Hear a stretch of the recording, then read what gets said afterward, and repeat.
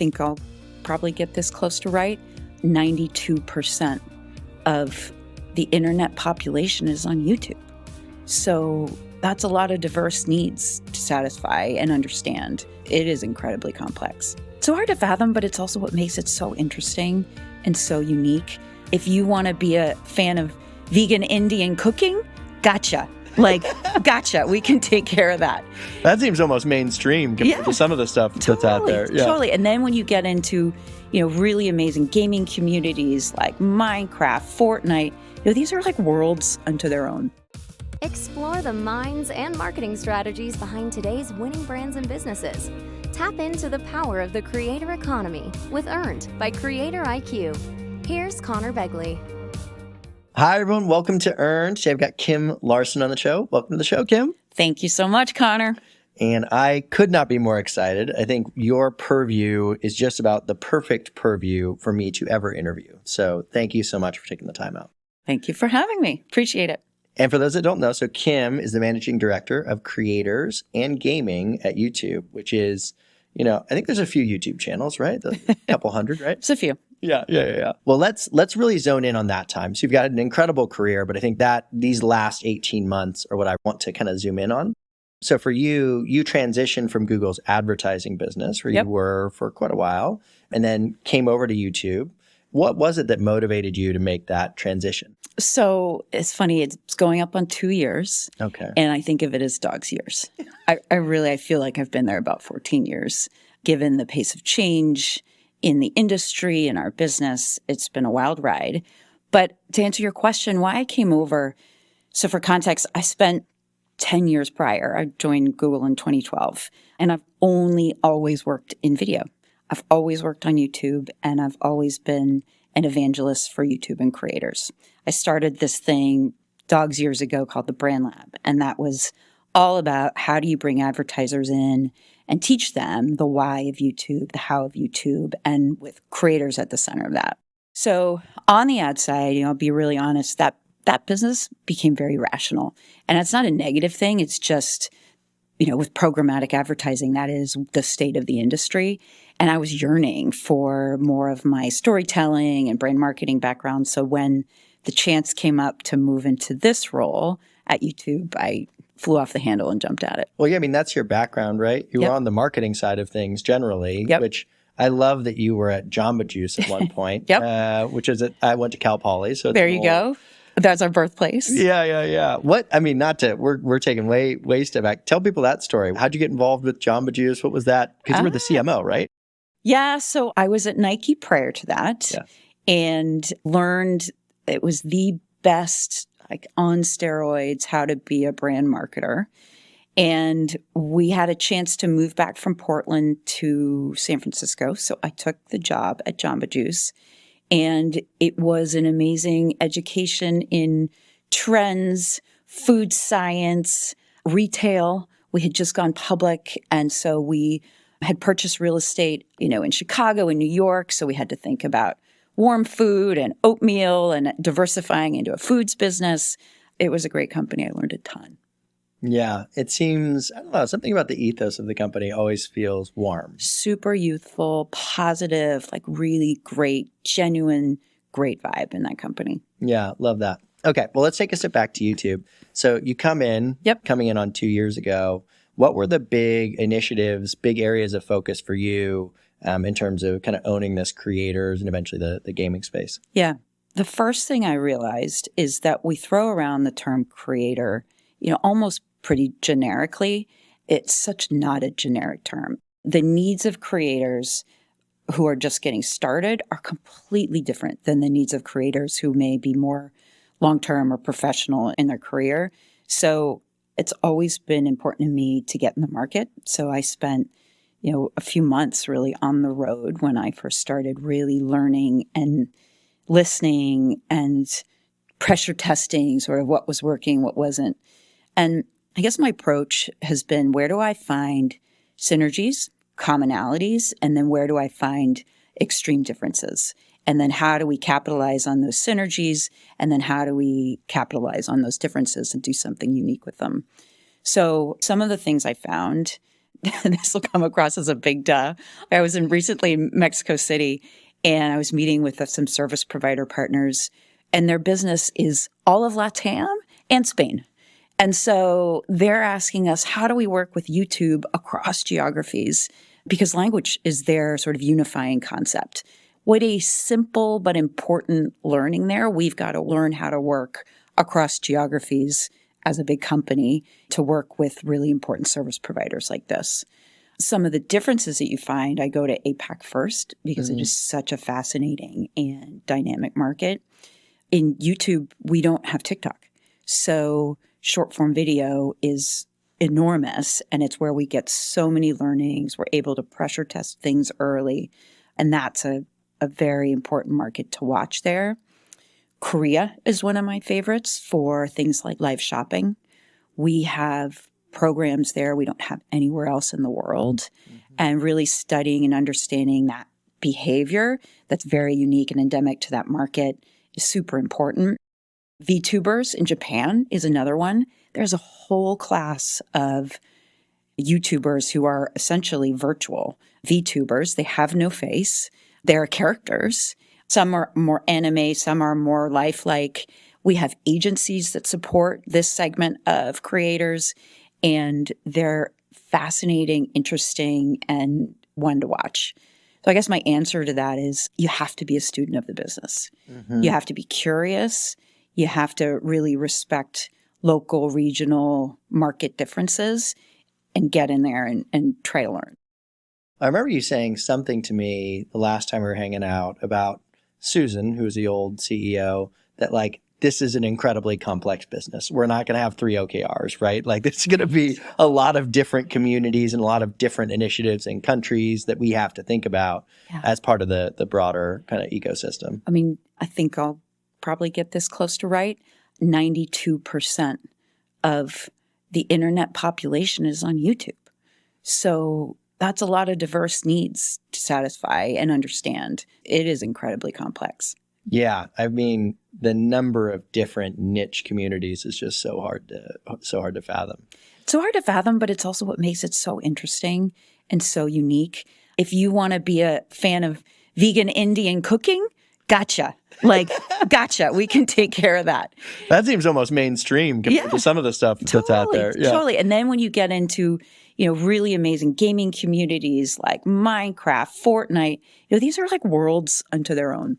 Let's talk a little bit about gaming, right? Yep. So that's obviously an incredibly important category to YouTube, to the point that it's got its own kind of designation. So talk to me about that category, what it is, why it's so important, what the general size and scale of it is, how you guys support it.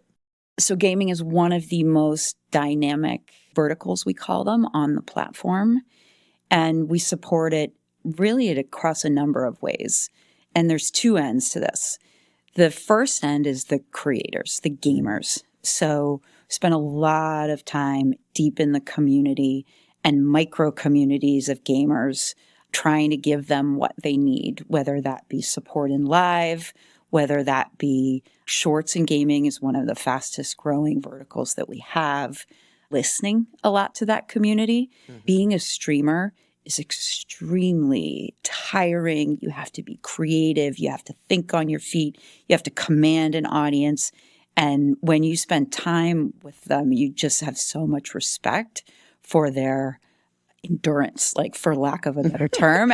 They'll go like 7, 8, endurance 9, combined 10 with hours. creativity. Like it's amazing combination. The other side of the spectrum, we have the publisher community, which is extremely important to the success of gaming at YouTube. Like this year, we're going to celebrate Minecraft's 15-year anniversary. Like, how cool is that? GTA 6 is going to come out next year.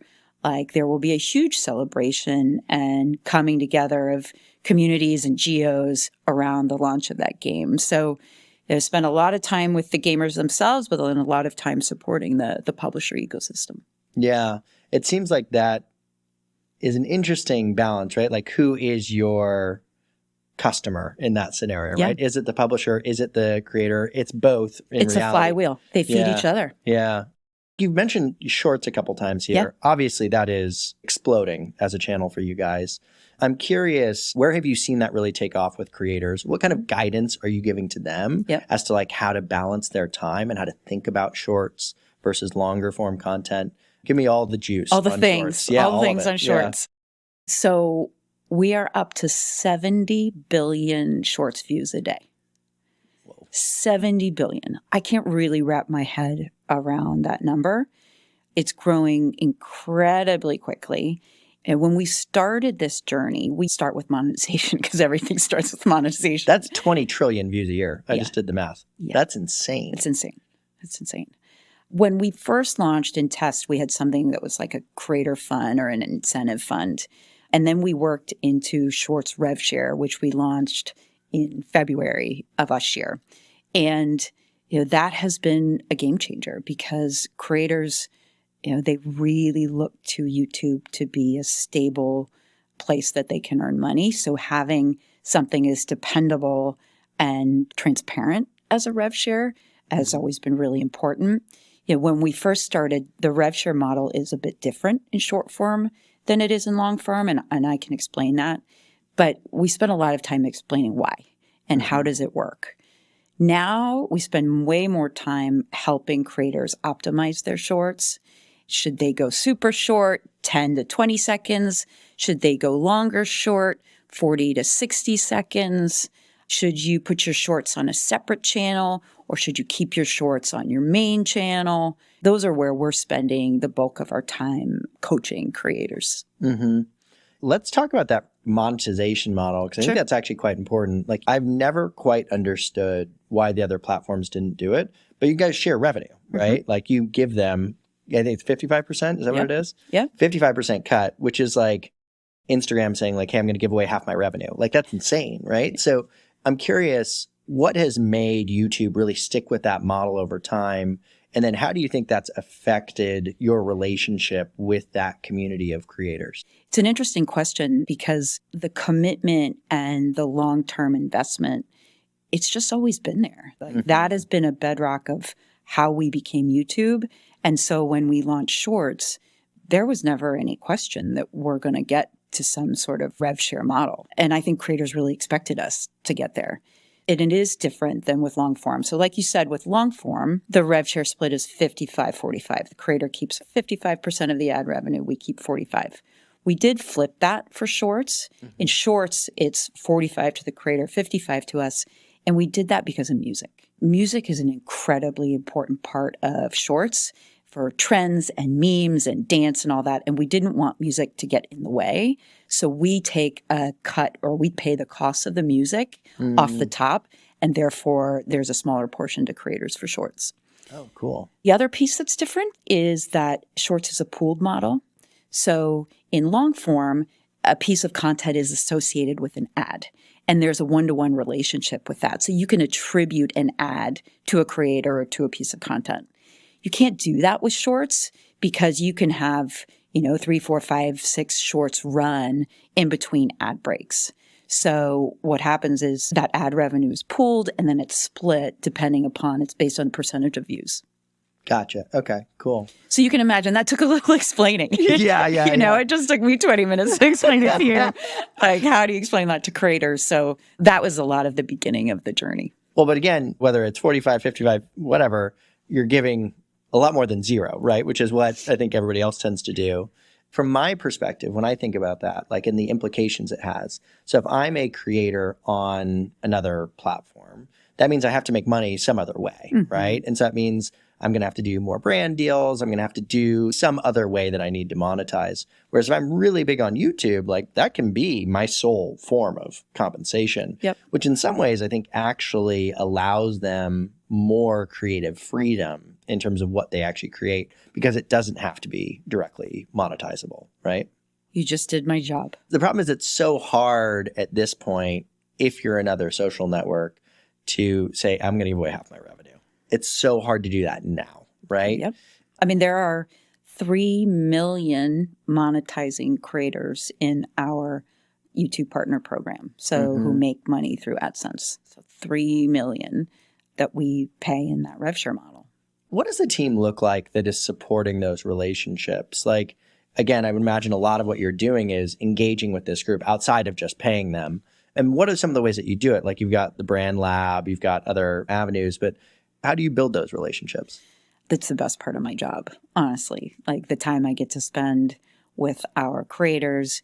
We have community managers, we have partner managers, and I'll talk a little bit about each of those. But the thing that we really try to do is to meet creators where they are. As I said before, like it's a long journey.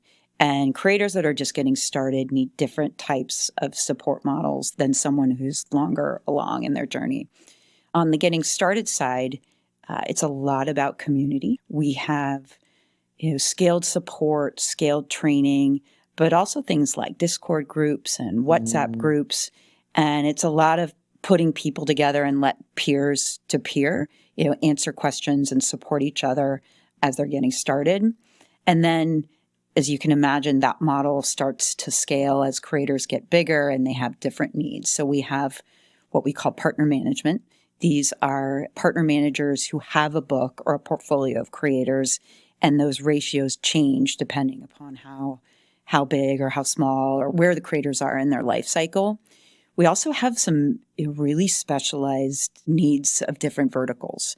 Like I talked about gaming. You need a different level of YouTube understanding and expertise to manage creators in the gaming vertical than you might do in health or news, where you've got different policy questions and considerations. So we also have not just scaled expertise, but like verticalized expertise. Yeah. I mean, just knowing what the games are, how to play them, being part of that ecosystem is going to be really important to success. I mean, we do the same kind of specialization. You have to be authentic. One thing for creators, like they can suss out inauthenticity or lack of authenticity in a heartbeat. And so having someone that they can connect with, like really vibe with, is an important way to build trust and community and all that. It's funny, you mentioned Discord there, and it's interesting because that's a really big part of the gaming community as well, obviously. And this is probably not a question you can answer, just more an observation on my part. But it's like, if you could actually get that through antitrust, like that seems like a logical combination with Google. You don't have to answer. Just Thank you. My own. Will not answer that. Just my own observation. So one of the other things that's affecting creators right now is generative AI, right? So the ability to generate videos and images and text and all this stuff. But obviously, Google's really leading the charge on a lot of this stuff globally. How are you guys thinking about, one, the integration of those tools? And then two, have you seen any creators start to use that stuff really effectively? I mean, there are many exciting things across my desk and I spend time on every day. This is high on the list. I'll break it down a couple ways. I think the place where I'm actually most excited is slightly different from what you described. And it's more around the invisible AI that we can do. So, AI has been a part of YouTube forever. Like that is what powers our recommendation system. So it's not like this is a foreign topic or a new topic in the building. But there are so many ways we can use AI to increase efficiency, help creators be more successful. It's not sexy, but it's the stuff that really matters. An example of this, last year, we rolled out a beta test for thumbnail A/B testing. The thumbnail is, the small thing that you see that really helps you choose, am I going to click on that video or am I not going to? It's like incredibly important. Creators have been asking about this forever. And we launched an A/B test that is powered by AI so that they can have a couple thumbnails, test them out there. We come back, the AI tells them this one's the one that's going to perform the best. Yep. Great. Not sexy, but super effective and great. Another one, the internal code name was Project Lantern. And in Studio, which is where creators can go to look at their analytics, we have now almost, I think it fitted like an ideation buddy.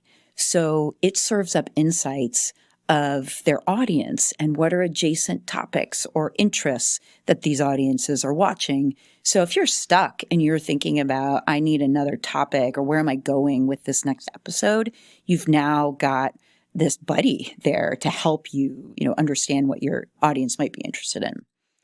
On the sexy stuff that you talked about, there is so many cool things that we're building for really, I'd say probably the more youthful getting started creator. So one of these is called Dream Screen, and it's shorts only, text to video prompt. So I put in a prompt of angels singing in the jungle, wherever, and it builds a video for me that I can use as my background. And it is fast, it's engaging. That has really been taking off, particularly with those creators who may not be on the professional end, but the getting started end. Yep. And then we have other things that are more experimental. So I don't know if you read about this, but we had something called Dream Track. And this was with our friends on the music side of the business. They went out and they got, I think it was 12 to 15 artists. It was Charlie XCX, T-Pain, John Legend, Charlie Puth. And you put in a prompt, make me a song about the rain on Wednesday in the style of T-Pain. Yeah. And it comes back and brings you a song. And then you can use that as the background for your video. And we piloted that with 100 creators that we handpicked to test and try that. And to see some of the stuff they came up with, Conor, it was legendary. Every day we had so much fun watching what was being developed. And again, that was more experimental, but it really helps us see what's going to be an engaging experience and where creators need and want help. Yeah, I think for some people, these kinds of movements can be a little scary, right? Like there's this new thing coming, what's happening? And I find in general what happens, which is what you're talking about, is like it unlocks human creativity, right? Like, oh my God, how can I use this to create jingle bells sung by T-Pain, right? Like that's so cool. And like who's probably going to be the biggest user of that is like T-Pain himself, right? Like that's who's probably going to use that the most. It's like the biggest job displacer of all time was the tractor, right? Mm-hmm. It's like that was probably really scary at the time, but like ultimately ended up pretty good. Now that, you know, you've got your feet under you, you're 2 years in, I don't think anybody understands every part of the YouTube ecosystem, but you got your hands on it a little bit. What are the big things you guys are focused on going into end of 24, 25? What are the big things you're focused on for the future? One thing I'm spending a lot of time on is the transition to the living room and the growth of YouTube on TV screens. I'm a YouTube TV subscriber. So. There you go. There you go. So and I've told all my We're friends. family. I signed up my family, my wife's family. There you go. Converted them all. And so there's the YouTube TV business. There's also just watching the YouTube, the main app in your living room. I think I will get this right, that we just passed 1 billion hours of YouTube watched on TV screens every day. That's crazy. Every day. The stat I always quoted was YouTube got 1 billion hours a day. Now it's 1 billion hours just on TV. Yeah. Wow. Yeah. Okay. Yes, I will fact check that, but I'm pretty sure in that. Well, so what does this mean for creators? So creators are obviously very keen and like, how do I show up in the living room, Kim?